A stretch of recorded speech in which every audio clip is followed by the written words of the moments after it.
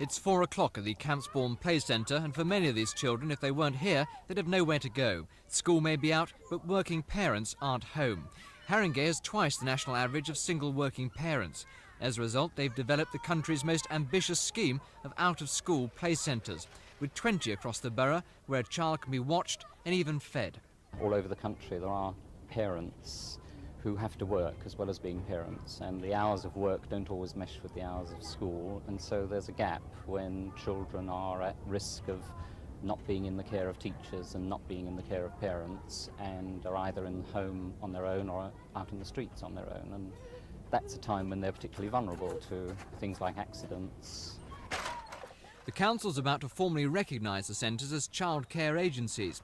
It would mean they'd have a legal responsibility for the children in their care and commit the council even more firmly to its policy. But as they're about to do so, there are new fears that rate capping could threaten the whole scheme. The figures that the government are working on for the borough at the moment would suggest that we'd need to close down something like 4 of our 19 schemes. And that could mean the loss of 18 full-time equivalent posts. So at a time when we're acknowledging the need for the service, we're being put in a position where we can't actually provide it. For the moment, though, the centres are still there and operating normally. A home from home for children who might otherwise face the streets or an empty house. This is Steve Clark in Haringey for Thames News.